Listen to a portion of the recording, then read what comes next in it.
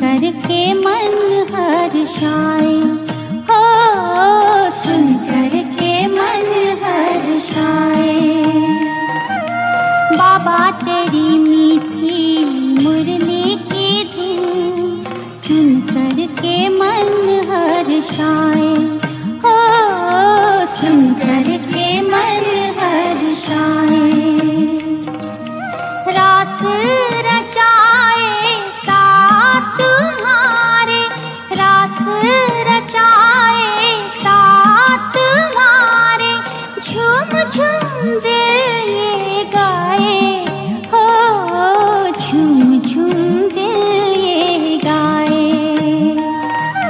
बाबा तेरी मीठी मुरली की धुन सुन कर के मन हर्षाए, हो सुन कर के मन हर्षाए।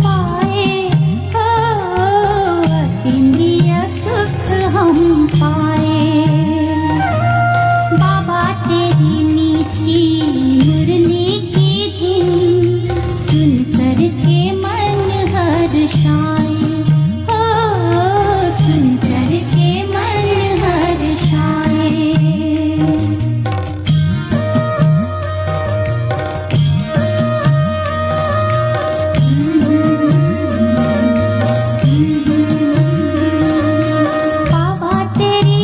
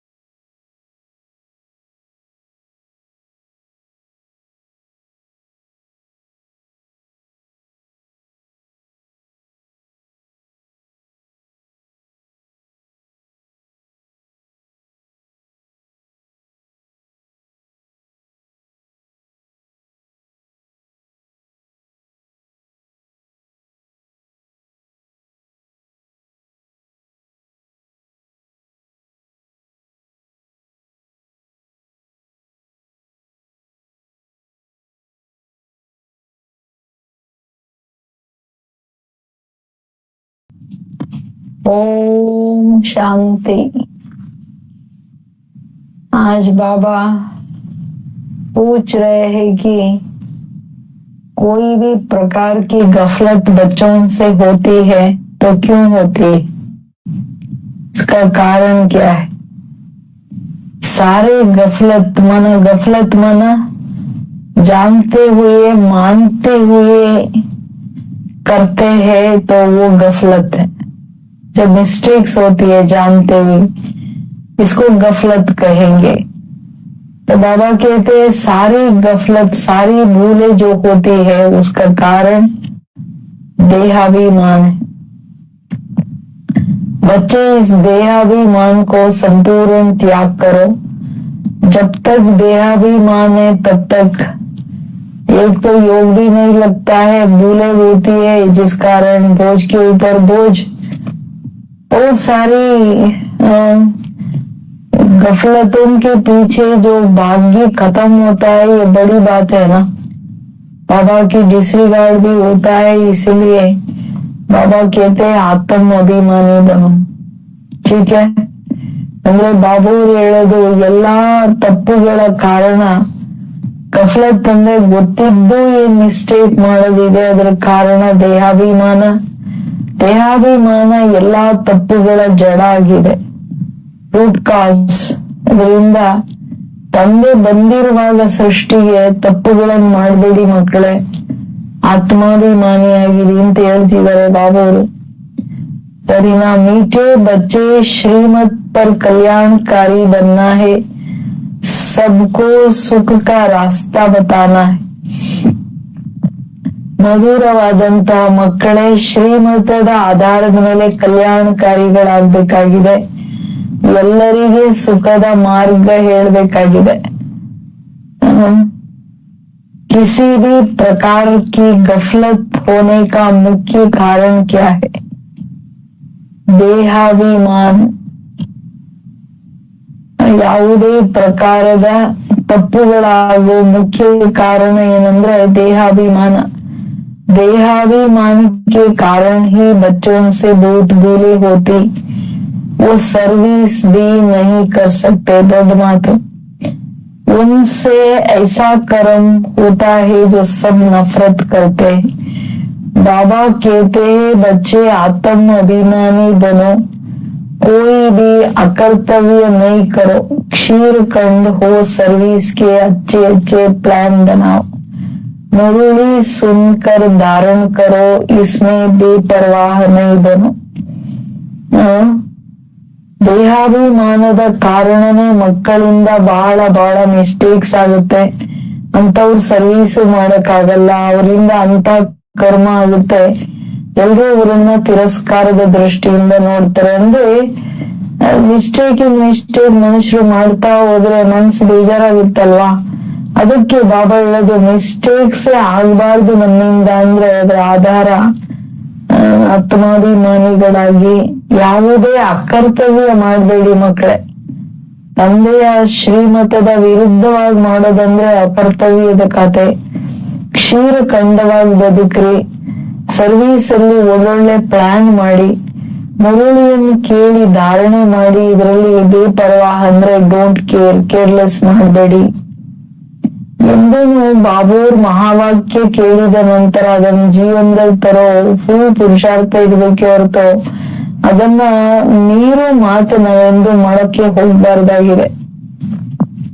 गीत जोड़ भी दे आकाश सिंहासन इस धरती पर आ जा रहे ಅಂತ ಯಾರು ತುಂಬಾ ಸುಂದರವಾಗಿದೆ. ಬಾಬಾ ಆಕಾಶ ಸಿಂಹಾಸನ ಬಿಟ್ಟು ಕೇಳಲ್ವಾ, ಧರ್ತಿಗ್ ಬಾ ನಾವೆಲ್ಲ ಕರಿತಾ ಇದ್ವಿ, ಹೇಳಿ ಹೇಳಿ ಬಾಬನನ್ನ ಕೂಗಂತೂ ಕರೆದ್ವಿ, ಕೆಳಗಡೆ ಬಂದ್ಬಿಟ್ರು ಬಾಬಾ. ಓಂ ಶಾಂತಿ. रूहानी बच्चों प्रति रूहानी बाप की श्रीमत. अभी हम सब सेंटर्स के बच्चों से बात कर रहे हैं. ಕೇಳಿ ಏನ್ ಹೇಳ್ತಾರೆ. ಆತ್ಮೀಯ ಮಕ್ಕಳ ಪ್ರತಿ ಆತ್ಮೀಯ ತಂದೆಯ ಶ್ರೀಮತ. ಮಕ್ಕಳೇ, ನಾನು ಎಲ್ಲಾ ಸೆಂಟರ್ಸ್ ಮಕ್ಕಳ ಹತ್ರ ಮಾತಾಡ್ತಾ ಇದ್ದೀನಿ. ಮನೆಯಲ್ಲಿರೋರೆಲ್ಲ ಅಟೆನ್ಷನ್ ಪ್ಲೀಸ್, ಎಲ್ಲ ಮಕ್ಕಳ ಹತ್ರ ಮಾತಾಡ್ತಾ ಇದ್ದೀನಿ ಅಂತಿದ್ದಾರೆ. ವತನದಲ್ಲಿ ನೋಡ್ತಿದ್ದೀರಾ ಬಾಬನ್ನ. ನಾನು ಮಾತಾಡ್ತಿದ್ದೀನಿ ಮಕ್ಕಳೇ ಅಂತಾರೆ. अब जो त्रिमूर्ति, गोला, जाट, सीडी, लक्ष्मी नारायण का चित्र और कृष्ण का चित्र, ये 6 चित्र मुख्य है. ಇವತ್ತು 6 ಚಿತ್ರ ಮುಖ್ಯ ಅಂತಿದ್ದಾರೆ. ये जैसे पूरी प्रदर्शनी है, इसमें सब सार आ जाता है. ಯಾವ್ಯಾವ್ದಾರು ಚಿತ್ರ? ಒಂದು ತ್ರಿಮೂರ್ತಿ, ಇನ್ನೊಂದು ಸ್ವದರ್ಶನ್ ಚಕ್ರ ಇರೋದು ಚಕ್ರ ಚಿತ್ರ, ಇನ್ನೊಂದು ವೃಕ್ಷ, ಇನ್ನೊಂದು ಏಣಿ ಚಿತ್ರ, ಇನ್ನೊಂದು ಲಕ್ಷ್ಮೀನಾರಾಯಣ ಚಿತ್ರ, ಇನ್ನೊಂದು ಕೃಷ್ಣನ್ ಚಿತ್ರ. ಲಕ್ಷ್ಮೀನಾರಾಯಣ ಕೃಷ್ಣನ್ ಚಿತ್ರನು ಬಾಬನಿಗೆ ಇದು ನಮ್ ಲಕ್ಷ್ಯ ಅಲ್ವಾ, ನಾವ್ ಹಿಂಗೆ ಪೂಜ್ಯ ದೇವತೆಗಳಾಗ್ತಿವಿ, ಅದ್ರ ಕಡೆ ಜಾಸ್ತಿ ಗಮನ ಕೊಡಿ ಅಂತಾರೆ. ಈ ಮುಖ್ಯ ಚಿತ್ರಗಳೇನಂದ್ರೆ ಇದರ ಪೂರ ಪ್ರದರ್ಶನ ಇದೆ, ಎಲ್ಲದ ಸಾರ ಬಂದ್ಬಿಡುತ್ತೆ. जैसे नाटक के पर्दे बनाए जाते एडवर्टाइज के लिए, वो कभी बरसात आदि में खराब नहीं होते, ऐसे ये मुख्य चित्र बनाने चाहिए. बच्चों को श्रीमत मिलती है रूहानी सर्विस बढ़ाने लिए, भारतवासी मनुष्यों का कल्याण करने के लिए. गाते भी है ना, कल्याणकारी बेहद का बाप है, तो जरूर कोई अकल्याणकारी भी होगा.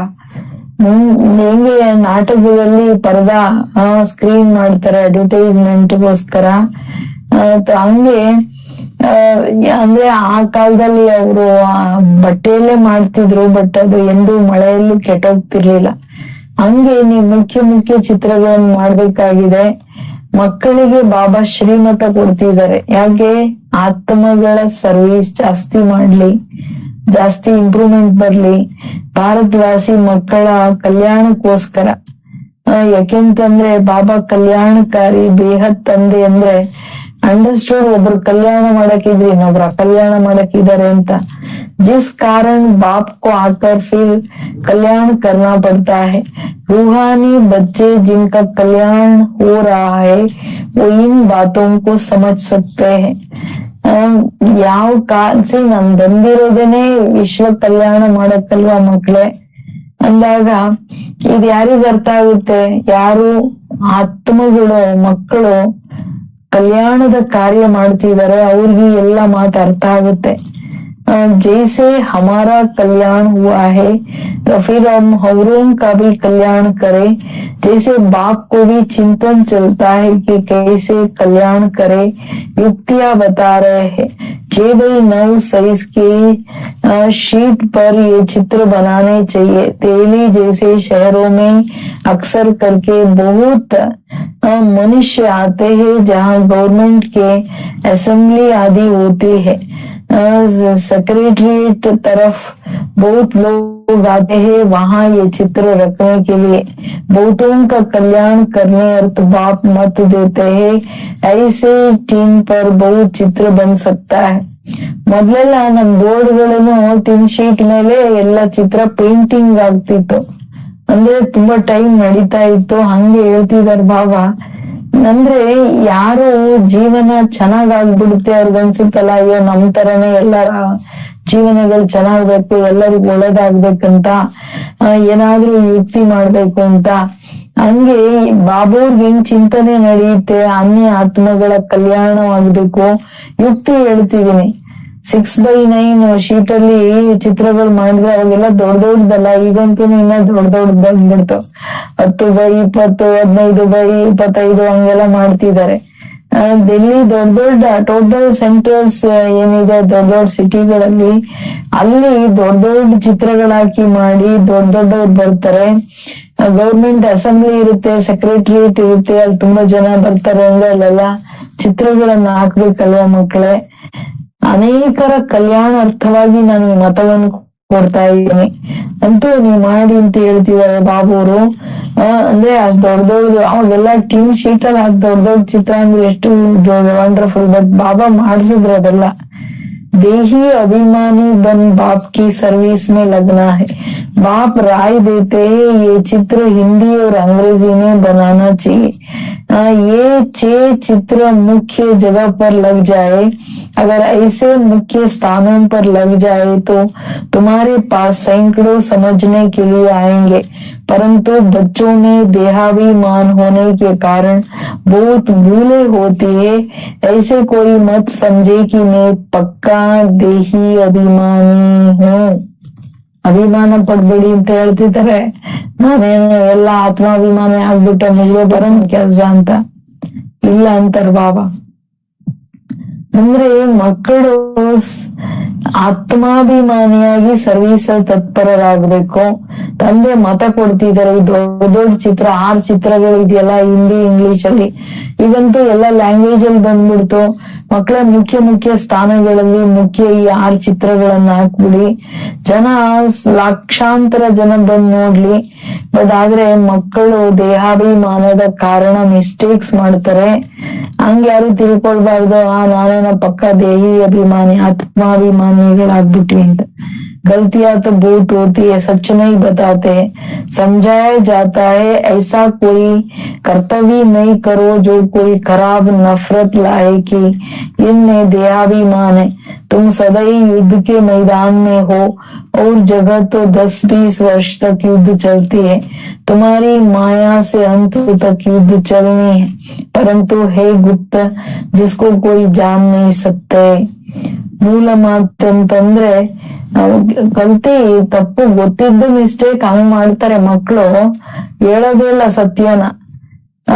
ಅಂದ್ರೆ ಅವಾಗ ಏನ್ ಅಂದ್ಕೋತಾರ ಬಾಬಾ, ಈ ಮಕ್ಳೇ ಈ ತರ ತಪ್ಪು ಮಾಡ್ತಾ ಹಂಗೆ ಅಕರ್ತವ್ಯ ಮಾಡ್ಬಿಡ್ಬೇಡಿ. ಮನುಷ್ಯರು ನಿಮ್ಮನ್ನ ನೋಡಿದ್ರೆ ತಿರಸ್ಕಾರ ಮಾಡೋ ತರ, ಅಯ್ಯೋ ಇವರಲ್ಲಿ ಇಷ್ಟ ದೇಹಾಭಿಮಾನ ಇದೆಯಪ್ಪ, ಏನ್ ಪ್ರಯೋಜನಕ್ಕಿಲ್ಲ ಅಂತ ಹೇಳಿಸ್ಕೋಬಾರದು. ಸದಾ ಮಕ್ಕಳೇ ನೀವು ಯುದ್ಧದ ಮೈದಾನದಲ್ಲಿ ಇದೀರಾ. ಮಾಯೆ ತುಂಬಾ ಸ್ಟ್ರಾಂಗ್ ಅಲ್ವಾ, we are at war with ಮಾಯಾ. ಅಷ್ಟು ಅಲರ್ಟ್ ಆಗಿರ್ಬೇಕು. ಕೆಲವು ಜಾಗದಲ್ಲಿ 10-20 ವರ್ಷಗಳ ತನಕ ಯುದ್ಧ ನಡೀತದೆ ನೋಡಿ. ನಮ್ದೆಷ್ಟು ವರ್ಷ? ತುಮಾರ अंत तक माया से अंत तक युद्ध चलनी है, परंतु है गुप्त जिसको कोई जान नहीं सकता। गीता में जो महाभारत लड़ाई है वो जिस्मानी दिखाई है, परंतु ये है रूहानी. ಗೀತೆಯಲ್ಲೂ ಹಂಗೆ ತೋರಿಸಿದ್ರಲ್ಲ, ಸ್ಥೂಲವಾದ ಯುದ್ಧ ಅಂತ. ಬಟ್ ಆಕ್ಚುಲಿ ಬಾಬು ಸ್ಥೂಲ ಯುದ್ಧ ಹೇಳಲಿಲ್ಲ, ಆತ್ಮಗಳ ಯುದ್ಧ, ಮಾಯೆ ರಾವಣನ ಜೊತೆ, ಆಸುರಿ ಶಕ್ತಿಗಳ ಜೊತೆ. ಬಟ್ ಇದು ಗುಪ್ತವಾಗಿದೆಯಲ್ಲ, ಕಾಣಿಸಲ್ಲ ಕಣ್ಣಿಗೆ. वो जिस्मानी युद्ध है जो परमपिता परमात्मा तिससे विपरीत बुद्धि है. रूहानी युद्ಧ ಪಾಂಡವಂಕಿ, ಅವ್ರದೆಲ್ಲ ಶರೀರದ ಯುದ್ಧ, ಭಗವಂತನ ವಿರುದ್ಧ विपरीत बुद्धि अಲ್ಲ मनुष्यों. तुम ब्राह्मण कुलभूषणों की प्रीत बुद्धि तुमने और संग तोड़ एक बाप के संग नहीं जोड़ी. बहुत बार देहाभिमान आने के कारण भूल जाते हैं, फिर अपना ही पद भ्रष्ट कर लेते हैं. ಅಂದ್ರೆ ಮನುಷ್ಯರದೆಲ್ಲ ವಿಪರೀತ ಬುದ್ಧಿ ವಿನಶ್ಯಂತಿ. ನೀ ಮಕ್ಕಳದು ಪ್ರೀತ ಬುದ್ಧಿ. ನೀವು ಪ್ರೀತ ಬುದ್ಧಿ ಅಂದ್ರೆ ಏನು? ಬುದ್ಧಿಯನ್ನ ಎಲ್ಲ ಸಂಘಗಳಿಂದ ತೆಗೆದು ಒಬ್ಬ ತಂದೆಯ ಜೊತೆ ಜೋಡಿಸ್ತಕ್ಕಂಥದ್ದು. ಬಹಳ ಮಕ್ಕಳು ದೇಹಾಭಿಮಾನದ ಕಾರಣ ಎಲ್ಲ ಮರ್ತೋಗ್ತಾರೆ, ಭೂಲ್ ಜಾತೆ ಹನ. ಫಿರ್ ಬಾಬೋರನ್ ಮರೆಯೋದು, ಬಾಬೋರ್ ಶ್ರೀಮತ ಮರೆಯೋದಂದ್ರೆ ಪದವಿ ಭ್ರಷ್ಟ ಆಗ್ಬಿಡುತ್ತೆ ಮಕ್ಕಳೇ. फिर अंत में बहुत पछताना पड़ेगा, कुछ कर नहीं सकेंगे. ये कल्प कल्प की बाजी है ಮಕ್ಕಳೇ, ಇದು ಕಲ್ಪ ಕಲ್ಪದ ಬಾಜಿ. ನೀವು ಎಂದೂ ಮಿಸ್ಟೇಕ್ ಮಾಡಂಗಿಲ್ಲ, ಪಶ್ಚಾತ್ತಾಪ ಮಾಡ್ಬೇಕಾಗತ್ತಲ್ಲ. ಒಂದ್ ಜನ್ಮ ಆದ್ರೆ ಪರವಾಗಿಲ್ಲ, ಕಲ್ಪಾಂತರ ಮಿಸ್ ಆಗ್ಬಿಡುತ್ತೆ. इस समय कोई अकर्तव्य करते हैं तो कल्पांतर के लिए पदभ्रष्ट हो जाता, बहुत घाटा पड़ जाता है. ಒಂದ್ಸಾರಿ ಅಕರ್ತವ್ಯ ಮಾಡ್ಬಿಟ್ರೆ ಅದು ಕಲ್ಪಾಂತರಕ್ಕೆ ನಿಮಗೆ ನುಕ್ಸಾನ್ ಮಾಡುತ್ತೆ, ಪದವಿ ಭ್ರಷ್ಟ ಆಗ್ಬಿಡುತ್ತೆ. ಮಕ್ಕಳೇ, ಏನು ಕಡಿಮೆನ ಇದು? ಆತ್ಮಕ್ ನುಕ್ಸಾನು, ತುಂಬಾ ನುಕ್ಸಾನು. बाप कहते हैं आगे तुम 100% घाटे में थे, अब बाप 100% फायदे में ले जाते. तो अंडरलाइन श्रीमत पर चलना है. ಮನೆಯಲ್ಲಿರೋರೆಲ್ಲ ಟೆನ್ಷನ್ ಏನದು? ಯಾಕೆ ಶ್ರೀಮತದ ಮೇಲೆ ನಡಿಬೇಕು? ನೀವು 100% ನುಕ್ಸಾನಲ್ಲಿ ಇದ್ರಿ, ನಾನೀಗ 100% ನಿಮ್ಮನ್ನ ಲಾಭದಲ್ಲಿ ತಗೊಂಡ್ ಹೋಗ್ತಿದೀನಿ. ಲಾಭದಲ್ಲಿ ಹೋಗ್ಲಿಕ್ಕೆ ಅಂಡರ್ಲೈನ್ ಮಕ್ಕಳೇ ಸದಾ ಶ್ರೀಮತದ ಮೇಲಿರಿ. हर एक बच्चे को कल्याणकारी बनना है, सबको सुख का रास्ता बताना है। सुख ही स्वर्ग में, नरक में है दुख। क्यों? यह है विशेष दुनिया वो वाइजलेस थी। अब विशेष दुनिया बनी है, फिर बाप वाइजलेस बनाते हैं। इन बातों को दुनिया में कोई नहीं जानते। ಇದು ತುಂಬಾ ಇಂಪಾರ್ಟೆಂಟ್. ನೀವೆಲ್ಲರಿಗೆ ಮಾರ್ಗ ತೋರಿಸ್ಬೇಕಕ್ಕೆ ನೀವೆಲ್ರೂ ಕಲ್ಯಾಣಕಾರಿ ಆಗ್ಬೇಕು.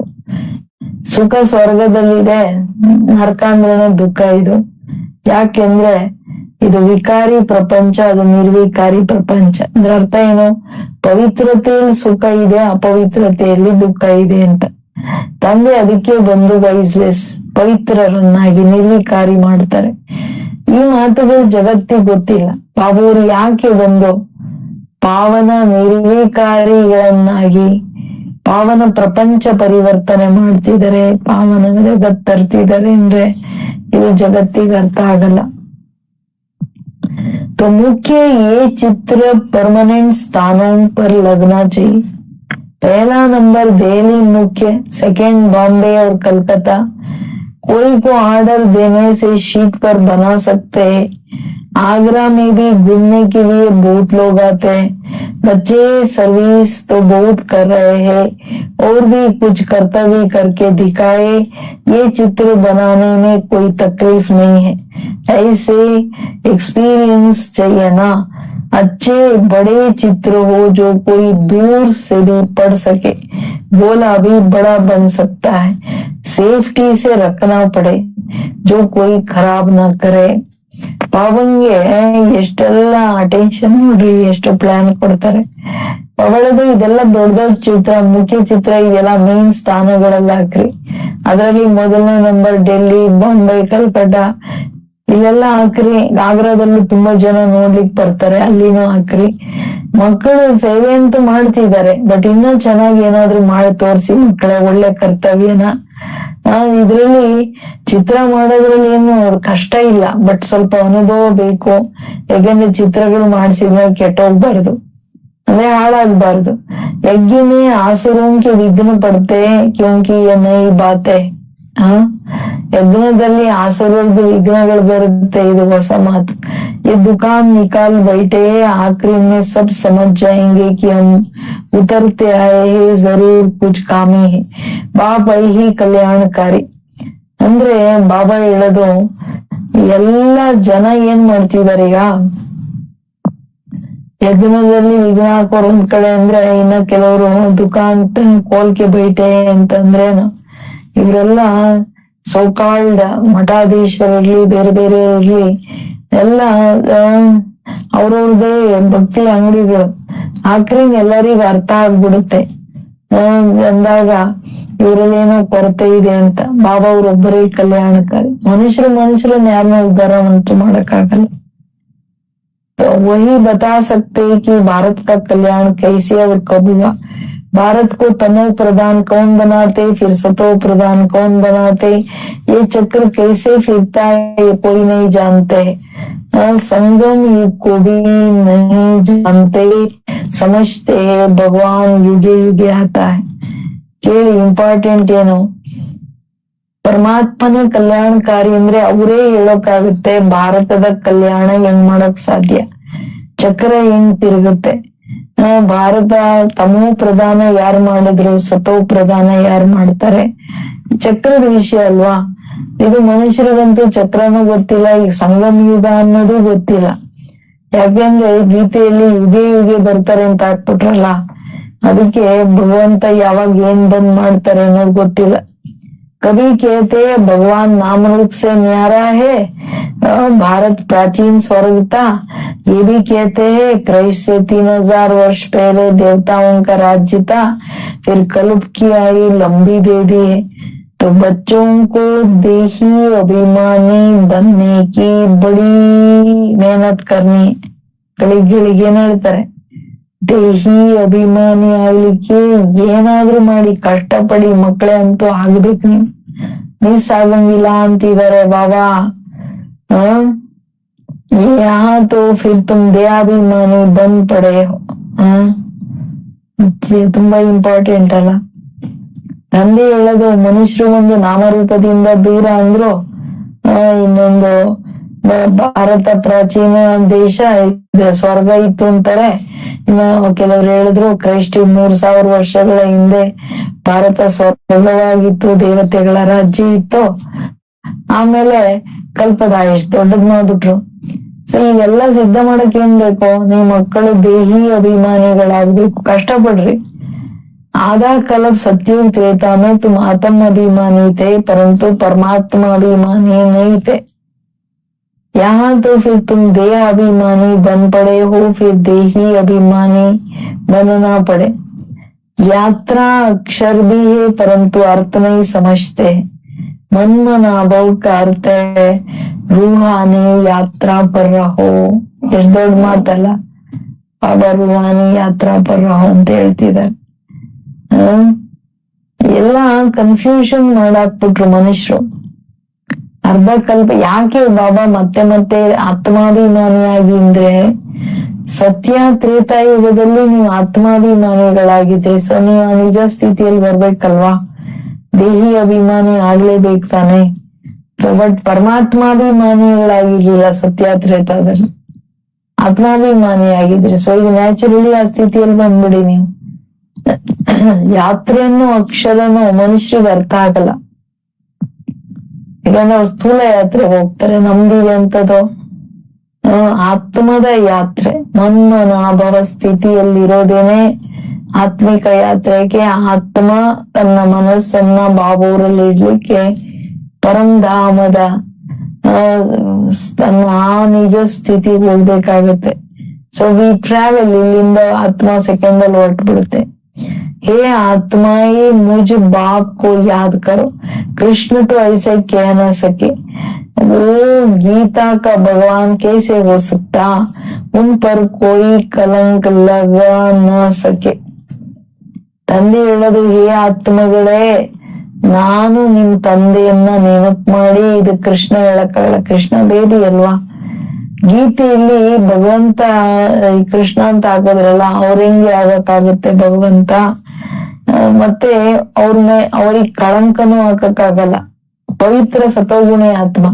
ಅವನ್ ಬೆಣ್ಣ ಕದ್ದ, ಅದ್ ಮಾಡ್ದ, ಇದ್ ಮಾಡ್ದ, ಇವೆಲ್ಲ ಕಳಂಕ. ಬಟ್ ಆದ್ರೆ ಅದೇನು ಅವನಿಗೆ ಅನ್ವಯಿಸಲ್ಲ. ये भी बाप ने समझाया है, सीढ़ी जब उतरे है तो आधा कल्प काम चिता पर बैठ काले हो जाते हैं। अब ही आयनेज उनकी संप्रदाय काली ही होंगे, परंतु सबका सावरा रूप कैसे बनाए? चित्र आदि जो भी बनाए हैं सब बेसमझी के, उनको ही शाम फिर सुंदर कहना ये कैसे हो सकता? उनको कहा ही जाता है अंधश्रद्धा से गुड़ियों की पूजा करने वाले। गुड़ियों का नाम रूप ऑक्यूपेशन आदि हो नहीं सकता। तुम भी पहले गुड़ियों की पूजा करते थे ना। ಬಾಬಾ ಟೋಟಲ್ ಭಕ್ತಿನ ಬೊಂಬೆ ಆಟ ಅಂತಾರೆ. ಯಾಕೆಂದ್ರೆ ಬೊಂಬೆಗೆ ನಾಮರೂಪ, ಅವ್ರಿಗೊಂದು ಅಸ್ತಿತ್ವ ಇರಲ್ಲ. ದೇವತೆಗಳಿಗೂನು ಪೂಜೆ ಮಾಡೋದು, ಎಲ್ಲ ಮಾಡೋದು, ತಗೊಂಡೋಗಿ ನೀರ್ಗೆ ಹಾಕೋದು, ಅಸ್ತಿತ್ವನೇ ಇಲ್ದಂಗ್ ಮಾಡ್ತಿದಾರಲ್ಲ. ಅದಕ್ಕೆ ಗುಡಿಯೊಂಕಿ ಪೂಜೆ ಅಂದ್ರೆ ಎಲ್ಲ ಬೊಂಬೆ ಆಟ ಅನ್ನೋ ತರ ಹೇಳ್ತಿದ್ದಾರೆ ಬಾಬುರು. ಮೂಲ ಮಾತು ಮನುಷ್ಯರಿಗೆ ಯಾತ್ರೆ ಅರ್ಥನೂ ಗೊತ್ತಿಲ್ಲಲ್ಲ. ಭಗವಂತ ಏನ್ ಹೇಳ್ಬೋದು ಅನ್ನೋದು ಅರ್ಥ ಆಗಲ್ಲ. ಅದಕ್ಕೆ ಹೇಳ್ತಿದ್ದಾರೆ ಬಾಬುರು, ಮಕ್ಕಳೇ ನೀವು ಏಣಿಯನ್ನು ಇಳಿತಾ ಇಳಿತಾ ಅರ್ಧ ಕಲ್ಪ ಕಾಮಚಿತೆಯಲ್ಲಿ ಬೆಂದು ಕಪ್ಪಾಗ್ಬಿಟ್ಟಿದ್ದೀರಾ. ಈಗಿದು ಕಲಿಯುಗ ಅಯನೇಜ್. ಇಲ್ಲಿನ ಸಂಪ್ರದಾಯಗಳೇನೆ ಕಪ್ಪು. ಕಲಿಯುಗ ಅಂದ್ರೆ ಕಾಲ, ಎಲ್ಲ ಕಪ್ಪು ಸಂಪ್ರದಾಯಗಳು. ಅದ್ರಲ್ಲಿ ಏನ್ ಹೇಳ್ತಿದ್ದಾರೆ ಮಕ್ಕಳೇ, ಇದ್ರಲ್ಲಿ ಏನಾದ್ರೂನು ದೇವತೆಗಳನ್ನೆಲ್ಲ ಕಪ್ಪು ಮಾಡಿ ತೋರ್ಸೋದು, ನೀಲಿ ಮಾಡಿ ತೋರ್ಸೋದು, ಈ ಚಿತ್ರಗಳೇನ್ ಮಾಡಿದಾರೆ ಎಲ್ಲ ಬೇಸಂಜಿ ಅಂತಿದ್ದಾರೆ ಬಾಬು. ಶ್ಯಾಮ ಸುಂದರ, ಅವನೇ ಸುಂದರ. ಒಂದ್ ಕಡೆ ವೈಟ್ ಕೃಷ್ಣನ್ ತೋರಿಸ್ತಾರೆ, ಇನ್ನೊಂದ್ ಕಡೆ ನೀಲಿ ಇಲ್ಲ ಕಪ್ಪಗ್ ತೋರಿಸ್ತಾರಲ್ಲ. ಹಿಂಗಾಗಕ್ಕಾಗುತ್ತಿದ್ದು? ಇದೆಲ್ಲ ಅಂಧಶ್ರದ್ಧೆಯ ಬೊಂಬೆ ಆಟ. ಭಕ್ತಿ ಇದೆಲ್ಲ ಏನಿದೆ ಯಾರಿಗೇನು ಅರ್ಥವೇ ಆಗಲ್ಲ. ಅರ್ಥ ಕುಚ್ ಬಿ ನೈ ಸಮಜ್ತಿದೆ. ನಾವು ಮೊದ್ಲು ಹಂಗೆ ಮಾಡಿದಲ್ಲ ಬೊಂಬೆ ಆಟ. अर्थ ಏನು ಗೊತ್ತಿರ್ಲಿಲ್ಲ. तो बाबा ने समझाया है प्रदर्शनी के चित्र मुख्य बन जाए। कमेटी बने जो प्रदर्शनी पिछाड़ी प्रदर्शनी करती रहे। बंधन मुक्त बहुत है, कन्याएं बंधन मुक्त है, वानप्रस्थी भी बंधन मुक्त है। तो बच्चों को डायरेक्शन अमल में लाना चाहिए। यह है गुप्त पांडव, कोई को भी पहचान नहीं आ सकते। ಇಂಪಾರ್ಟೆಂಟ್ ಮಾತಲ್ಲ ಬಾಬಾ. ಇವತ್ತಿನ ಮುರಳಿಯಲ್ಲಿ ಆತ್ಮಾಭಿಮಾನಿ ಒಂದು ಇನ್ನೊಂದು ಸರ್ವಿಸ್ ಎಲ್ಲರೂ ಉದ್ಧಾರ ಮಾಡಿ ಬಟ್ ಯಾರು ಮಾಡೋದು? ಆತ್ಮಾಭಿಮಾನಿ ಆದವ್ರೇನೆ. ಯಾರು ತಮ್ಮ ಕಲ್ಯಾಣ ಮಾಡ್ಕೊಂಡಿರ್ತಾರೆ ಅವ್ರು ಇನ್ನೊಬ್ರು ಕಲ್ಯಾಣ ಮಾಡದೆ ಇರಕ್ಕಾಗಲ್ಲ. ಕೇಳಿಸ್ತಿದ್ಯಾ ಎಲ್ಲರಿಗೆ? ಮನೆಯಲ್ಲಿರೋರೆಲ್ಲ ಅಂಡರ್ಲೈನ್. ಈಗ ಇಡೀ ದಿನದಲ್ಲಿ ಭಾಷಣ ಮಾಡ್ತಾ ಇರ್ಬೇಕು ಎಲ್ಲರಿಗೆ ಮನ್ಸ ಸೇವೆ. ಅದಕ್ಕೆ ಹೇಳ್ತಿದಾರೆ ಬಾಬಾ, ಮೊದ್ಲೆಲ್ಲ ಇದು ಅರ್ಥ ಆಗ್ತಿರ್ಲಿಲ್ಲ. ಈಗಂತೂ ನೀವು ಪ್ರದರ್ಶನಗಳದ್ದು ಮುಖ್ಯ ಚಿತ್ರಗಳು ಹಾಕಿ ಮಾಡ್ತಾ ಹೋಗಿ. ಇದಕ್ ಬೇಕಂದ್ರೆ ಕಮಿಟಿ ಗ್ರೂಪ್ಸ್ ಮಾಡ್ಕೊಳ್ಳಿ. ಏನಂದ್ರೆ ಒಂದ್ ಪ್ರದರ್ಶನ ಆದ್ಮೇಲೆ ಇನ್ನೊಂದ್ ಸುಮ್ನೆ ಕೂತ್ಕೊಳಂಗಿಲ್ಲ, ಮಾಡ್ತಾನೆ ಇರಿ. ಯಾಕೆಂದ್ರೆ ಬಂಧನ್ ಮುಕ್ತರಾಗಿದ್ದೀರಾ. ಕನ್ಯಾಯರು ವಾನಪ್ರಸ್ಥಿಗಳು ಎಲ್ರು ಬಂಧನ್ ಮುಕ್ತರನೆ. ಸೊ ನಿಮ್ ಮಕ್ಕಳು ನಾನೇನ್ ಡೈರೆಕ್ಷನ್ ಕೊಡ್ತೀನಿ ಅದಕ್ಕ ಪ್ರಾಕ್ಟಿಕಲ್ ತರ್ಬೇಕಲ್ವಾ? ನೀ ಗುಪ್ತ ಪಾಂಡವರು ನಿನ್ನ ನೋಡಿದ್ರೆ ಯಾರಿಗೂ ಅರ್ಥ ಆಗಲ್ಲ. ಪಾಂಡವರಂದ್ರೆ ಬಿಲ್ಲು ಮರಣ ಅಂತ ಇರುತ್ತಲ್ಲ, ನಿಮ್ ಕೈಯಲ್ಲಿ ಅದೆಲ್ಲ ಇಲ್ಲ. तो बाप भी गुप्त है, ज्ञान भी गुप्त है। वहाँ मनुष्य को ज्ञान देते, यहाँ परमात्मा बाप ज्ञान देते हैं आत्माओं को। परंतु ये नहीं समझते कि आत्मा ज्ञान लेती है क्योंकि वो आत्मा को निर्लेप किए देते हैं। इंपॉर्टेंट ಏನು? ಇಲ್ಲಿ ಬಾಬಾನು ಗುಪ್ತ, ಜ್ಞಾನನು ಗುಪ್ತ. ಅಲ್ಲಿ ಮನುಷ್ಯರು ಜ್ಞಾನ ಕೊಡ್ತಾರೆ. ಇಲ್ಲಿ ಪರಮಾತ್ಮ ತಂದೆ ಆತ್ಮರೂಪಿ ಮಕ್ಕಳಿಗೆ ಜ್ಞಾನ ಕೊಡ್ತಿದ್ದಾರೆ. ಇದು ಅಂಡರ್ಲೈನ್ ಮಾಡೋ ಮಾತು. ಅದಕ್ಕೆ ಯಾರಿಗೂ ಗೊತ್ತಿಲ್ಲ. ಆತ್ಮನೇ ಜ್ಞಾನ ತಗೊಳುತ್ತೆ. ಯಾಕೆಂದ್ರೆ ಆತ್ಮ ಚೈತನ್ಯ. ಜನ ಏನ್ ಮಾಡ್ಬಿಟ್ರು? ಆತ್ಮ ನಿರ್ಲೇಪ ಅಂದ್ಬಿಟ್ರು. ನಿರ್ಲೇಪ ಹೆಂಗಾಗುತ್ತೆ? ಆತ್ಮದಲ್ಲೇನೆ ಜ್ಞಾನ ಎರಡೂ ಇದೆ. ಆತ್ಮನೇ ವಾಸ್ತವಿಕವಾಗಿ ಎಲ್ಲವನ್ನು ಮಾಡೋದು. ಪುನರ್ಜನ್ಮ ಆತ್ಮ ಲೇತಿ ಕರ್ಮೋं के अनुसार. ಮೇನ್ ಆತ್ಮದೇ ಪಾರ್ಟ್ ಅಂದ್ಮೇಲೆ ಪುನರ್ಜನ್ಮನು ಆತ್ಮ ತಗೊಳುತ್ತೆ ಕರ್ಮಾನುಸಾರ. बाप ये सब पॉइंट्स अच्छी रीति बुद्धि में डालते हैं। सब सेंटर्स में नंबरवार देही अभिमानी. ತಂದೆ ಎಲ್ಲಾ ಪಾಯಿಂಟ್ಸ್ ಚೆನ್ನಾಗಿ ಬುದ್ಧಿಯಲ್ಲಿ ಹಾಕ್ತಿದ್ದಾರೆ. ಎಲ್ಲಾ ಸೆಂಟರ್ಸ್ ಅಲ್ಲಿ ನಂಬರ್ ವಾರ್ ಆತ್ಮಾಭಿಮಾನಿಗಳಾಗಿದ್ದಾರೆ. ಎಲ್ರೂ ಒಂದೇ ತರ ಇರೋದಲ್ಲ, ನಂಬರ್ ವಾರ್. ಜ್ಞಾನನು ಬುದ್ಧಿಯಲ್ಲಿ ಚೆನ್ನಾಗಿ ಕೂತ್ಕೋಬೇಕಲ್ಲ, ಹೋಗ್ತಾನೆ ಪ್ರಾಕ್ಟೀಸ್ ಮಾಡೋದು. तो जो अच्छी रीति समझते हैं वो फिर समझाते हैं। देहाभिमानी ना कुछ समझते ना समझा सकते। मैं कुछ समझती नहीं हूँ, ये भी देहाभिमान है। अरे तुम तो आत्मा हो। बाप आत्माओं को बैठ समझाते हैं, दिमाग ही खुल जाना चाहिए। तकदीर में नहीं है तो खुलता ही नहीं है। तो बाप तदबीर कराते हैं, परंतु तकदीर में नहीं है तो पुरुषार्थ भी नहीं करते हैं। है बहुत सहज, अलफ और बेसमझना है. ಎಷ್ಟು ಪ್ರೀತಿಯಿಂದ ಹೇಳ್ತಿದ್ದಾರೆ ಬಾಬಾ. ದೇಹಾಭಿಮಾನ ಹೆಂಗ್ ವೆರೈಟಿ ರೂಪದಲ್ಲಿ ಬರುತ್ತೆ ಅಂತ. ಯಾರು ಚೆನ್ನಾಗಿ ತಿಳ್ಕೊಳ್ತಾರೆ ಅವ್ರ ಅನ್ಯರಿಗೆ ತಿಳಿಸ್ಕೊಡ್ತಾರೆ. ದೇಹಾಭಿಮಾನ ಇದ್ರೆ ಅದು ಪ್ರೂಫ್ ಏನು? ನಾ ಸ್ವಯಂ ತಿಳ್ಕೊಳ್ತಾರೆ, ನಾ ಅನ್ಯರಿಗೆ ಅವ್ರು ತಿಳಿಸ್ಕೊಡ್ತಾರೆ. ಮಾಡಕ್ ಆಗೋದೆಲ್ಲ, ಬುದ್ಧಿಯಲ್ಲಿ ಕೂತ್ಕೊಳ್ಳೋದೇ ಇಲ್ಲ. ಈ ಕೆಲವ್ರು ಹೇಳ್ತಾರೆ, ಅಯ್ಯೋ ನಂಗೇನ್ ಅರ್ಥ ಆಗಲ್ಲ ಬಿಡ್ರಿ, ಹಂಗ್ ಹೇಳೋದನು ದೇಹಾಭಿಮಾನ. ಏನಿದೆ ಅರ್ಥ ಇಸ್ಕೋಬೇಕು. ಅರ್ಥ ಆಗಿಲ್ಲ ಅಂದ್ರೆ ತಿರ್ಗ ಕೇಳ್ಬೇಕು. ಬಟ್ ದೇಹಾಭಿಮಾನ ತೋರ್ಸಕ್ ಹೋಗ್ಬಾರ್ದು. ಅರೇ ತುಂತು ಆತ್ಮ ಹುನ, ಅವಳಿಗೆ ನೀವು ಆತ್ಮಗಳಲ್ವಾ? ನಾನು ಆತ್ಮಗಳ ತಂದೆ ನಿಮಗೆ ಕುಳಿತು ತಿಳಿಸ್ತಿದ್ದೀನಿ. ನಿಮ್ ಬುದ್ಧಿ ಬೇಗ ತೆಗೆದು ಬಿಡ್ಬೇಕು ತಾನೆ ನಾನು ಹೇಳುವಾಗ. ಬಟ್ ಅದು ಅದೃಷ್ಟದಲ್ಲಿ ಇಲ್ಲ ಅಂದ್ರೆ ತಂದೆ ಏನ್ ಮಾಡಕ್ಕಾಗುತ್ತೆ? ಬುದ್ಧಿ ಬೇಗ ತೆಗಿಯೋದೇ ಇಲ್ಲ. ಸೊ ತಂದೆ ಇಷ್ಟೆಲ್ಲ ಪುರುಷಾರ್ಥ ಮಾಡಿಸ್ತಿದ್ದಾರೆ, ಅದೃಷ್ಟದಲ್ಲಿಲ್ಲ ಅಂದ್ರೆ ಪುರುಷಾರ್ಥನೂ ಮಾಡಲ್ಲ. ಬಹಳ ಸಹಜ. ಎರಡೇ ಮಾತು, ಅಲಫ್ ಅಂಡ್ ಬೇ. ತಂದೆನ್ ತಿಳ್ಕೋಬೇಕು, ತಂದೆ ಕೂಡ ಆಸ್ತಿ ತಿಳ್ಕೊಳ್ಬೇಕು. ಬೇಹದ್ ಬಾಪ್ ಸೆ ಬೇಹದ್ ಕಾ ವರ್ಸ ಲೇನಾ ಹೈ. ಒಂದೇ ಮಾತು, ಬೇಹದ್ ತಂದೆಯಿಂದ ಬೇಹದ್ ಆಸ್ತಿ ತಗೋಬೇಕು. तुम भारतवासी सब गाड़ गाड़ेस थे, प्रजा भी ऐसी थी. इस समय पतित बन पड़े हैं, कितना समझाया जाता. अपने को आत्मा समझ बाप को याद करो. बाप कहते, बच्चे हमने तुमको गाड़ गाड़ेस बनाया, तुम अब क्या बन गए हो. यह है कुंभी पाक नरक. ಕೇಳಿದ್ರಾ? कुंभी पाक नरक ಅಂದ್ರೆ ತುಂಬಾ ದೊಡ್ಡ ನರಕ. विषय वैतरणी नदी में मनुष्य जानवर पंछी आदि सब एक समान दिखाते हैं. यहाँ तो मनुष्य और ही खराब हो पड़े हैं. मनुष्यों में क्रोध भी कितना है. ಅಂದ್ರೆ ಮನುಷ್ಯರು ಪ್ರಾಣಿಗಳಿಗಿಂತ ಕೆಳಗ್ ಬಂದ್ಬಿಟ್ರು ಅಂತ ಹೇಳ್ತಿದಾರೆ. ಇನ್ನ ಖರಾಬ್ ಆಗ್ಬಿಟ್ರು. ಮನುಷ್ಯರ ಕ್ರೋಧ ಎಷ್ಟಿದೆ. ವಿಷಯ ವೈತರಣಿ ನದಿಯಲ್ಲಿ ಗರುಡ ಪುರಾಣದಲ್ಲಿ ಮನುಷ್ಯರು ಪ್ರಾಣಿ ಪಕ್ಷಿಗಳು ಎಲ್ಲ ಒಂದೇ ತರ ಅಂತ. ಮನುಷ್ಯರು ಪ್ರಾಣಿ ಪಕ್ಷಿಗಳ ತರ ಅಂದ್ರೆ ಬುದ್ಧಿನೇ ಇಲ್ಲ ತರ ಆಗೋಯ್ತಲ್ಲ. ಅಷ್ಟು ಕೆಳಮಟ್ಟದಲ್ಲಿ ಬರ್ತಾರೆ ಅಂತ ಹೇಳೋದು ಬಾಬಾ. ಭಾರತವಾಸಿಗಳು ನೀವು ಹಿಂಗೆ ಪೂಜ್ಯ ದೇವತೆಗಳಾಗಿದ್ದವರು ಹೆಂಗಿದ್ರಿ, ಪ್ರಜೆಗಳು ಹಂಗೆ ಇದ್ರು. ಈಗ ಎಲ್ಲ ಪತಿತರಾಗ್ಬಿಟ್ಟಿದ್ದಾರೆ. ನಾನು ಎಷ್ಟ್ ಹೇಳ್ತಿದ್ದೀನಿ, ಮಕ್ಕಳೇ ನಿಮ್ಮನ್ನು ಆತ್ಮ ಅಂತ ತಿಳಿದ್ ನನ್ನ ನೆನಪು ಮಾಡಿ. ಯಾಕೆಂದ್ರೆ ನಾನ್ ನಿಮ್ಮನ್ನ ಕಲ್ಪದ ಹಿಂದೆನೂ ಬಂದ್ ದೇವಿ ದೇವತೆಗಳನ್ನ ಮಾಡಿದ್ದೆ. ಈಗ ನೀವ್ ಆಗ್ಬೇಕು. ಬಟ್ ಆದ್ರೆ ಹೆಂಗಾಗಿದ್ದೀರಾ? ಯಾಕಂದ್ರೆ ಈ ರಾವಣ ಬಂದು ವಿಷಯ ವೈತರಣಿ ನದಿಯಲ್ಲಿ ಮುಳುಗಂಗ್ ಮಾಡ್ಬಿಟ್ನಲ್ಲ. ಅದಕ್ಕೆ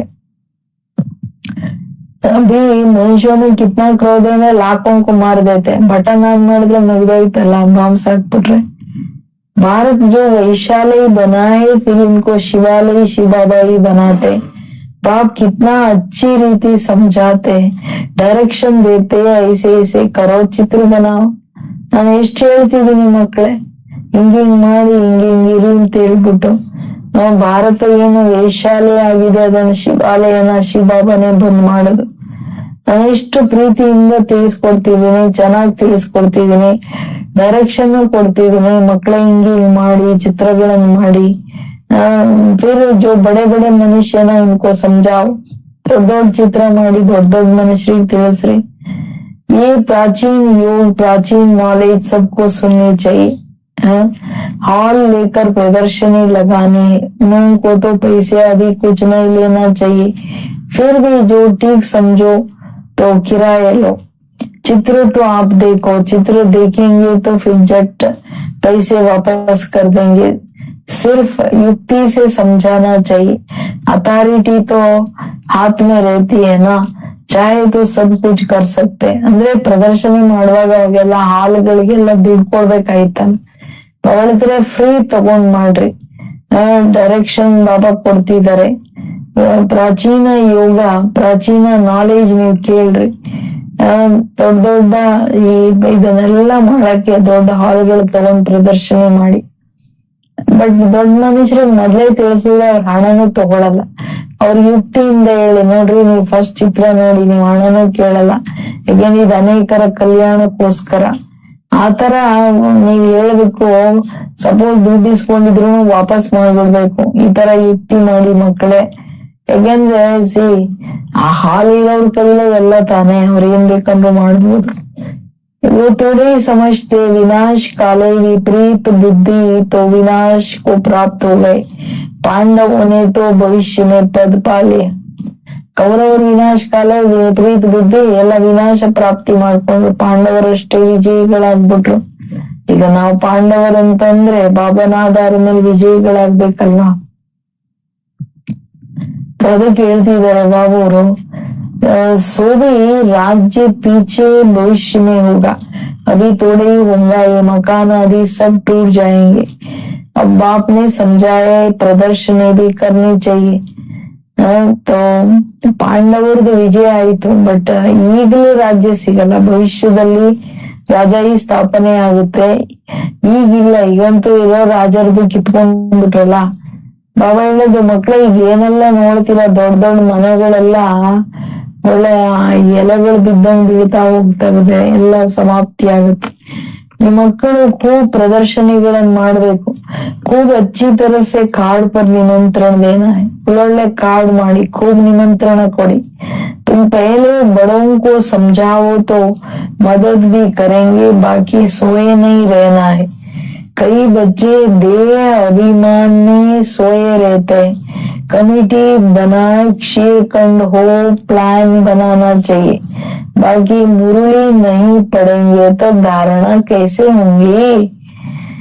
ऐसे बहुत बेपरवाह है. ಹೇಳಿದ್ರ ಏನ್ ಹೇಳ್ತಾರ ಬಾಬಾ? ಬಾಬನನ್ನ ಡೋಂಟ್ ಕೇರ್ ಮಾಡಂಗಿಲ್ಲಲ್ಲ, ಅದಕ್ಕೆ ಹೇಳ್ತಿದಾರ ಬಾಬಾ. ಮಕ್ಕಳೇ ಖೂಬ್ ಒಳ್ಳೊಳ್ಳೆ ಬಾಬಾ ಅವಾಗೆಲ್ಲ ಗೋಲ್ಡ್ ಪ್ರಿಂಟ್ ಮೇಲೆ ಕಾರ್ಡ್ ಮಾಡಿ ಹಂಚಿಸ್ತಿದ್ರಂತೆ. ಹಂಗೆ ನೀವು ಒಳ್ಳೊಳ್ಳೆ ಕಾರ್ಡ್ ಮಾಡಿ ನಿಮಂತ್ರಣ ಕೊಡಿ, ದೊಡ್ಡವ್ರಿಗೆ ತಿಳಿಸಿ, ಆಗ ಅವ್ರು ಸಹಯೋಗ ಕೊಡ್ತಾರೆ. ಮಲ್ಕೊಂಡಿರ್ಬಾರ್ದು ಅಂದ್ರೆ ಅಜ್ಞಾನ ನಿದ್ರೆಯಲ್ಲಿ ಮಲಗಬಾರ್ದು, ಕೇರ್ಲೆಸ್ ಒಂದ್ ನಿದ್ರೆ ಅಂತಾರಲ್ಲ. ಅನೇಕ ಮಕ್ಕಳು ದೇಹಾಭಿಮಾನದಲ್ಲಿ ಮಲಗಿರ್ತಾರೆ ಅಂದ್ರೆ ಸರ್ವಿಸ್ ಮಾಡಲ್ಲ ಅಂತ. ಸ್ಥೂಲ ನಿದ್ರೆ ಪ್ರಶ್ನೆ ಹೇಳ್ತಿಲ್ಲ. ಕಮಿಟಿಗಳನ್ನು ಮಾಡ್ಕೊಳ್ಳಿ ಅಂದ್ರೆ ಗ್ರೂಪ್ಸ್ ಮಾಡಿ ಪರಸ್ಪರ ಪ್ರೀತಿಯಿಂದ ಕ್ಷೀರಖಂಡ ಅಂದ್ರೆ ಪ್ಲಾನ್ ಮಾಡಿ. ಬಾಕಿ ನಾನು ಇಷ್ಟೆಲ್ಲ ಹೇಳ್ತೀನಿ, ಮುರುಳಿನೇ ಓದಲ್ಲ ಅಂದ್ರೆ ಏನ್ ಧಾರಣೆ ಆಗುತ್ತೆ. ಈ ತರ ತುಂಬಾ ಬೇಪರವಾಗಿ ಕೇರ್ಲೆಸ್ ಆಗಿರೋರು, ಡೋಂಟ್ ಕೇರ್ ಮಾಡೋ ಮಕ್ಕಳು ಇದಾರೆ. ಅಂದ್ರೆ ಮುರುಳಿನೂ ಓದಲ್ಲ, ಧಾರಣೆನೂ ಆಗಲ್ಲ. ಈಗ ಧಾರಣೆನೇ ಆಗಲ್ಲ, ಮುರುಳಿ ಏನ್ ಡೈರೆಕ್ಷನ್ ಸಿಗ್ತಿದೆ ಗೊತ್ತಾಗಲ್ಲ, ನಾವ್ ಏನ್ ಸರ್ವಿಸ್ ಮಾಡ್ತಾರೆ, ಏನು ಮಾಡಲ್ಲ. अच्छा मीठे मीठे सिखिलदे बच्चों प्रति माता पिता बाप दादा का याद प्यार और गुड मॉर्निंग. रूहानी बाप की रूहानी बच्चों को नमस्ते. हम रूहानी बच्चों की रूहानी बाप दादा को याद प्यार और नमस्ते नमस्ते नमस्ते. Thank you. गुड मॉर्निंग बाबा, शुक्रिया. धारणेगे देही अभिमानी बनकर सर्विस की भिन्न भिन्न युक्तियां निकालनी, आपस में क्षीर खंड होकर सर्विस करनी. जैसे बाप कल्याणकारी है ऐसे कल्याणकारी बनना है. ಆತ್ಮಾಭಿಮಾನಿಯಾಗಿ ಸರ್ವಿಸ್ಗೋಸ್ಕರ ಭಿನ್ನ ಭಿನ್ನ ಯುಕ್ತಿಗಳನ್ನ ತೆಗಿಬೇಕಾಗಿದೆ. ಅಂದ್ರೆ ಮಾಡಿ ಪ್ಲಾನ್ ಮಾಡಿ ಅಂತ. ಪರಸ್ಪರ ಕ್ಷೀರಖಂಡವಾಗಿದ್ದು ಸೇವೆ ಮಾಡ್ಬೇಕು. ಅಂದ್ರೆ ಸಂಸ್ಕಾರಗಳ ಘರ್ಷಣೆ ಇರಂಗಿಲ್ಲ. ಹೆಂಗೆ ತಂದೆ ಕಲ್ಯಾಣಕಾರಿ ಹಂಗೆ ನೀವು ಕಲ್ಯಾಣಕಾರಿ ಆಗ್ಬೇಕಾಗಿದೆ.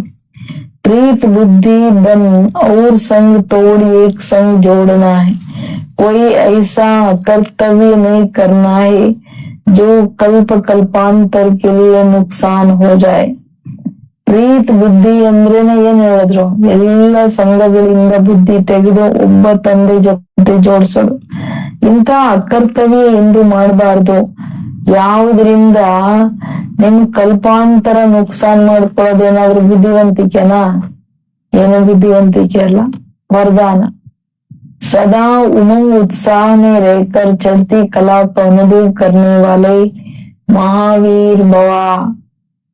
ಸದಾ ಉಮಂಗ್ ಉತ್ಸಾಹದಲ್ಲಿದ್ದು ಉನ್ನತಿಯ ಅನುಭವ ಮಾಡೋರೇನೆ ಮಹಾವೀರರು. ದೊಡ್ಡ ದೊಡ್ಡ ವರದಾನ. ಮಹಾವೀರ್ ಭವ ಅಂದ್ರೆ ವಿಜಯ್ ಭವ ಅಂತ.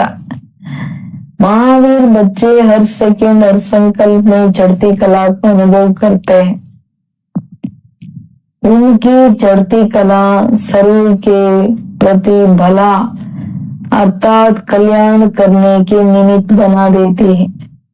उन्हें रुकने व थकने की अनुभूति नहीं होती है. वे सदा तक सदा उमंग उत्साह में रहने वाले होते हैं. रुकने वाले को घोड़े सवार केळग्रा, थकने वाले को प्यादा, और जो सदा चलने वाले है उसको महावीर कहा जाता है. उनकी माया के किसी भी रूप में आंख नहीं डूबेंगी. केळग्रा ಏನ್ ಹೇಳ್ತಾರೆ ಬಾಬಾ?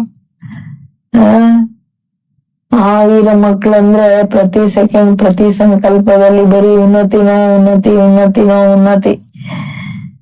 ಅವ್ರ ಉನ್ನತಿಯಲ್ಲೇ ಸರ್ವಕ್ಕೆ ಬಲ, ಎಲ್ಲರ ಕಲ್ಯಾಣ ಆಗುತ್ತೆ, ಎಲ್ಲರ ಉದ್ಧಾರಕ್ಕೆ ನಿಮಿತ್ತರಾಗ್ಬಿಡ್ತಾರೆ. ಅವರೆಂದೂ ನಿಲ್ಲೋದು ಇಲ್ಲ, ಸುಸ್ತು ಆಗಲ್ಲ, ಸದಾ ಮುಂದುವರಿಯೋ ಅನುಭವ ಮಾಡ್ತಾರೆ. ಬಟ್ ಯಾರು ನಿಲ್ತಾರೆ, ಸುಸ್ತಾಗ್ತಾರೆ, ಅವರಿಗೆ ಉನ್ನತಿ ಅನುಭವ ಆಗಲ್ಲ. ಇವ್ರೇನ್ ಮಾಡ್ತಾರೆ, ಸದಾ ಅತಕ್ ಉಮಂಗ್ ಉತ್ಸಾಹದಲ್ಲಿ ಇರೋರಾಗಿರ್ತಾರೆ ಮಹಾವೀರರು. ಬಟ್ ಒಡೆ ಸವಾರಂದ್ಯಾರು ನಿಲ್ಲವರು, ಮತ್ತೆ ಸುಸ್ತಾಗವ್ರು ಯಾರು ಪ್ಯಾದ. ಆಲಸ್ಯ ಅಲ್ಲ, ಉದಾಸತನ ಬಂದ್ಬಿಡುತ್ತೆ, ಉದಾಸೀನ. ಯಾರು ನಿರಂತರವಾಗಿ ನಡೀತಾರೆ, ಮುಂದುವರಿತಾ ಇರ್ತಾರೆ, ಅವ್ರ ಮಹಾವೀರರು.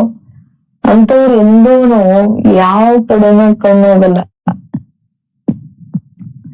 आंख नहीं डूबती ಅಂದ್ರೆ ಯಾವ ಆಕರ್ಷಣೆ ಬರಲ್ಲ. स्लोगन शक्तिशाली वो है जो अपनी साधना द्वारा जब चाहे शीतल स्वरूप और जब चाहे ज्वाला रूप धारण कर ले. ಸುಂದರವಾದ ಸ್ಲೋಗನ್.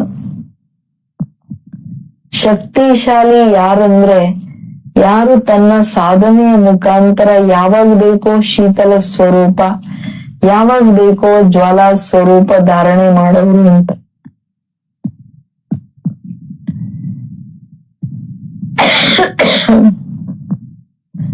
ಅಂತವ್ರಿಗೆ ಸದಾ ತನ್ನ ಮೇಲೆ ಹೋಲ್ಡ್ ಇದೆ ಅಂತ. ಯಾವಾಗ ಬೇಕೋ ಶೀತಲ್, ಯಾವಾಗ ಬೇಕೋ ಜ್ವಾಲ, ಅಂದ್ರೆ ಬ್ಯಾಲೆನ್ಸ್ ಇದೆ ಅಂತ ಆಯ್ತಲ್ಲ. ಮಮ್ಮನ್ ಮಹಾವಾಕ್ಯ ಸ್ವಲ್ಪನೇ ಇದೆ, ಓದ್ಬಿಡ್ತೀನಿ ಕೇಳಿ. आत्मा कभी परमात्मा का अंश नहीं हो सकता. ನಾವು ಅಂಶಜರಲ್ಲ, ವಂಶಜರು. ಭಗವಂತನ ಅಂಶ ಅಂದ್ರೆ ಬಾಬಾ ಅವಿಭಾಜ್ಯ, ಏನ್ ಕಿಡಿ ಬಂದ್ಬಿಡ್ತೇನೆ ಅವರಿಂದ, ಇಲ್ಲಲ್ಲ.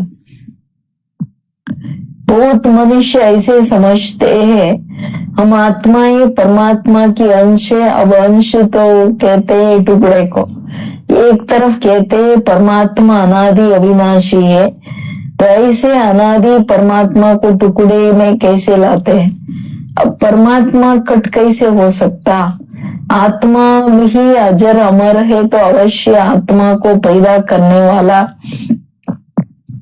अमर ठहरा.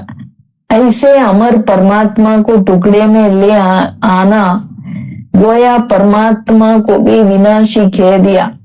लेकिन हम तो जानते हैं कि हम आत्मा परमात्मा की संतान है, हम उनके वंशज ठहरे, अर्थात बच्चे ठहरे, तो फिर अंश कैसे हो सकते हैं. ಅದೇ ಸುಂದರವಾದ ಉತ್ತರ ಕೊಡ್ತಿದ್ದಾರೆ ಮಮ್ಮ. ಅಂದ್ರೆ ಮನುಷ್ಯರು ನಾವೆಲ್ಲ ಪರಮಾತ್ಮನ ಅಂಶ, ಅವರೊಂದು ದೊಡ್ಡ ಜ್ಯೋತಿ, ಅಂದ್ರೆ ಅಲ್ಲಿಂದ ಒಂದ್ ಕಿಡಿ ಬಂತು ಅನ್ನೋ ತರ ಎಲ್ಲಾ ಶಾಸ್ತ್ರಗಳಲ್ಲಿ ಮಾತಾಡ್ತಾರೆ. ಅಂಶ ಅಂದ್ರೆ ಯಾವ್ದಾದ್ರು ಕಟ್ ಮಾಡಿ ಆ ಪೀಸ್ ಬಂದ್ರೆ ಅಯ್ಯೋ ಅದ್ರದ್ದು ಅಂಶ ರೀ ಅಂತಾರೆ. ಸೊ ಪರಮಾತ್ಮ ಹೆಂಗೆ ಕಟ್ ಮಾಡಕ್ ಆಗತ್ತೆ, ಅವ್ರ ಅನಾದಿ ಅವಿನಾಶಿ ಅಜರ ಅಮರ ಆತ್ಮ ಅಂತಾನು ಹೇಳಲಾಗುತ್ತೆ. ಸೊ ಅಮರನ ಸಂತಾನ ನನ್ನ ಆತ್ಮ ಅಮರ ತಾನೆ, ಅದೇಂಗೆ ಅವಿನಾಶಿ ಅಂದ್ರೆ ಅದರಿಂದ ಪೀಸ್ ಆಯ್ತಂದ್ರೆ ಪರಮಾತ್ಮನ ಅಸ್ತಿತ್ವವನ್ನು ಕಟ್ ಮಾಡಿದ್ವಿ, ನಾವು ಅವ್ರನ್ನ ವಿನಾಶಿ ಅಂತ ಮಾಡಿದ್ವಿ. ಇದು ಸರಿ ಇಲ್ಲಲ್ವಾ. ಅಂದ್ರೆ ಮನುಷ್ಯರು ಏನ್ ಹೇಳ್ತಾರೆ ಅವ್ರಿಗೆ ಅರ್ಥ ಆಗಲ್ಲ. ನಾವು ಅವ್ರ ಮಕ್ಕಳ ಮೇಲೆ ನಾವು ವಂಶಜರಾದ್ವಿ, अंश ಹೆಂಗಾಗಕ್ಕಾಗುತ್ತೆ. इसलिए परमात्मा के महावाक्य की बच्चे मैं खुद तो इमॉर्टल हूँ, जागती ज्योति हूँ, मैं दीवा हूँ, मैं कभी बुझता नहीं हूँ और सभी मनुष्य आत्माओं का दीपक जगता भी है तो बुझता भी है. उन सबको जगाने वाला फिर मैं हूँ, क्योंकि लाइट और माइट देने वाला मैं हूँ. बाकी इतना जरूर है, मुझ परमात्मा की लाइट और आत्मा की लाइट दोनों में फर्क अवश्य है. ಸಿ ಇಂಪಾರ್ಟೆಂಟ್ ಮಾತು ಬಾಬಾ ಏನ್ ಹೇಳ್ತಿದಾರೆ ಅಂದ್ರೆ, ನಾನ್ ಸದಾ ಜಾಗಂತಿ ಜ್ಯೋತ್, ನಾನ್ ದೀಪದ ತರಹ ಸದಾ ಬೆಳಗ್ತಿರ್ತೀನಿ, ನಾನೆಂದೂ ಆಫ್ ಆಗಲ್ಲ. ಬಟ್ ಮನುಷ್ಯಾತ್ಮರು ಹೆಂಗೆ ದೀಪದ ತರ ಬೆಳಗ್ತಾರೆ, ಆಫ್ ಆಗ್ತಾರೆ, ಅಂದ್ರೆ ಪರಿವರ್ತನೆ ಬರ್ತಾರೆ ಅಂತ. ನಾನು ಹಂಗೆ ಜಾಗೃತ ಹೋಗೋದು ಅದು ಪ್ರಶ್ನೆನೇ ಇಲ್ಲ. ನಾನು ಲೈಟ್ ಮೈಟ್ ಕೊಡ್ತಕ್ಕಂಥವ್ರು, ಎಲ್ಲಾ ಜ್ಯೋತಿಗಳು ಆಫ್ ಆದಾಗ ನಾನು ಬಂದ್ ಬೆಳಗ್ಸ್ತಕ್ಕಂಥವನು. ಅಂದ್ರೆ ನಾನು ನಿರಂತರ ಏಕರಸವಾಗಿದ್ದೀನಿ ಅನ್ನೋ ಮಾತನ್ನ ಬಾಬಾ ಕ್ಲಿಯರ್ ಮಾಡ್ತಿದ್ದಾರೆ. बाकी इतना जरूर है, मुझ परमात्मा की लाइट और आत्मा की लाइट में फर्क अवश्य. ಅವ್ರು ಎವರ್ ಪ್ಯೂರ್ ಅಲ್ವಾ, ಅವ್ರು ಸದಾ ಲೈಟ್, ಅವ್ರ ತೇಜೋಮಯ ಆತ್ಮ ಲೈಟು. ಪವಿತ್ರತೆ ಕಡಿಮೆ ಅಂತ ಡಿಮ್ ಆಗ್ತಾ ಹೋಗುತ್ತಲ್ವಾ. जैसे बल्ब होता है कोई ज्यादा पावर वाला कोई कम पावर वाला होता है, वैसे आत्मा भी कोई ज्यादा पावर वाली कोई कम पावर वाली होती है। बाकी परमात्मा की पावर कोई कम और ज्यादा नहीं होती। तभी तो परमात्मा के लिए कहते हैं ना, परमात्मा सर्वशक्तिवान है, अर्थात सर्व आत्माओं में उसमें सर्व आत्माओं से उसमें शक्ति ज्यादा है। वही सृष्टि के अंत में आता है। अगर कोई समझे परमात्मा सृष्टि के बीच में आता है, अर्थात युगे युगे आता है, तो मानो परमात्मा बीच में आ गया तो फिर परमात्मा सर्व से श्रेष्ठ कैसे हुआ। अगर कोई कहे परमात्मा युगे युगे आता है, तो क्या ऐसे समझे कि परमात्मा घड़ी घड़ी अपनी शक्ति चलाता है। ಇದೆಲ್ಲ ಕನ್ಫ್ಯೂಸಿಂಗ್ ಮಾತು. ಯುಗೆ ಯುಗೆ ಬರ್ತಾರೆ ಅನ್ನೋದು, ಪಾಪ ಅವ್ರು ಗಳಿಗೆ ಬಂದು ಇಂಟರ್ಫಿಯರ್ ಮಾಡ್ತಾರೆ ಅಂದಾಗ ಅವ್ರು ಶ್ರೇಷ್ಠ ಹೆಂಗೆ? ಸಾಧ್ಯ ಇಲ್ಲ. ಪರಮಾತ್ಮ ಹಾಗೂ ಆತ್ಮನ ಶಕ್ತಿಗಳಲ್ಲಿ ವ್ಯತ್ಯಾಸ ಇದೆ. ಅವನ ಶಕ್ತಿ ಎಂದು ಹೆಚ್ಚು ಕಡಿಮೆ ಆಗಲ್ಲ. ಅವನ್ ಸದಾ ಸರ್ವಶಕ್ತಿವಂತ, ಸದಾ ಆಲ್ಮೈಟಿ. ಎಲ್ಲ ಆತ್ಮಗಳಿಗಿಂತ ಪರಮಾತ್ಮನಲ್ಲಿ ಶಕ್ತಿ ಜಾಸ್ತಿ ಇದೆ. ಆ ಕಾರಣನೇ ಅವ್ರ ಅಂತ್ಯದಲ್ಲಿ ಬರ್ತಾರೆ, ಅವಾಗ ಸರ್ವರಿಗೆ ಶಕ್ತಿ ಕೊಡ್ತಾರೆ, ಸರ್ವರ ಸದ್ಗತಿ ಮಾಡ್ತಾರೆ. ಅದಕ್ಕೆ ಅವ್ರ ಹೈಯೆಸ್ಟ್. ಬಾಕಿ ಯುಗ ಯುಗದಲ್ಲಿ ಬಂದು ಹೆಚ್ಚು ಕಡಿಮೆ ಮಾಡಲ್ಲ. तो ऐसे सर्वशक्तिवान की शक्ति इतने तक है, अगर बीच में ही अपनी शक्ति से सबको शक्ति अथवा सद्गति दे देवे, तो फिर उनकी शक्ति कायम होनी चाहिए। फिर दुर्गति को क्यों प्राप्त करते हो? तो इससे साबित है कि परमात्मा युगे युगे नहीं आता, अर्थात बीच बीच में नहीं आता। वो आता है तो कल्प के अंत समय और एक ही बार अपने शक्ति से सर्व की सद्गति करता। जब परमात्मा ने इतनी बड़ी सर्विस की, तब तो उसकी यादगार बड़ा शिवलिंग बनाया है और इतनी पूजा करते, तो अवश्य परमात्मा सत्य भी है, चैतन्य भी है और आनंद स्वरूप भी है। शिव जयंती ಬರ್ತಿದೆಯಲ್ಲ, ತಂದೆ ಬಂದು ಒಂದೇ ಸಾರಿ ಬರೋದು, ಬಟ್ ಸರ್ವರಿಗೆ ಸದ್ಗತಿ ಹಂಗ್ ಕೊಡ್ತಾರೆ. ಎಲ್ಲರ ಕಲ್ಯಾಣ ಮಾಡಿ ಹೋಗ್ತಾರೆ, ಎಲ್ಲರ ಸರ್ವಿಸ್ ಮಾಡ್ತಾರೆ. ಅದಕ್ಕೇನೆ ಶಿವಲಿಂಗದ ರೂಪದಲ್ಲಿ ಇಷ್ಟೆಲ್ಲ ಪೂಜೆ ನಡೀತಿದೆ ಅಂದಾಗ ಅವರು ಸತ್ಯ, ಚೈತನ್ಯ ಹಾಗೂ ಆನಂದ ಸ್ವರೂಪನಾಗಿದ್ದಾರೆ. ಯಾಕೆಂದ್ರೆ ಎಲ್ಲಾ ವಿಶ್ವದ ಆತ್ಮಗಳಿಗೆ ಆನಂದ ಕೊಡ್ತಾರಲ್ಲ. ಅದಕ್ಕೆ ಹೇಳ್ತಿದ್ದಾರೆ ಬಾಬೂರು, ಮಧ್ಯದಲ್ಲೇನೆ ಪರಮಾತ್ಮ ತನ್ನ ಶಕ್ತಿಯಿಂದ ಸದ್ಗತಿ ಕೊಡೋದು ಅಂತಂದ್ರೆ ಅವ್ರ ಶಕ್ತಿಗಳೆಲ್ಲ ಕಾಯಂ ಆಗಿರ್ಬೇಕಲ್ಲ. ದುರ್ಗತಿಯನ್ನೇನು ಪ್ರಾಪ್ತಿ ಮಾಡ್ಕೋತಾರೆ ಮನುಷ್ಯಾತ್ಮರು. ಮಧ್ಯದಲ್ಲಿ ಬಂದು ಅವ್ರನ್ನ ಹಂಗೆ ಇಡ್ಬೋದಿತ್ತಲ್ಲ. ಈಗ ಸದ್ಗತಿ ದಾತ ಅಂದ್ರೆ ದುರ್ಗತಿ ಮಾಡೋರೊಬ್ರು ಇದಾರೆ ಅಂತ ತಾನೆ, ದುರ್ಗತಿಯಲ್ಲಿ ಬರ್ತಾರೆ ಅಂತ ತಾನೆ.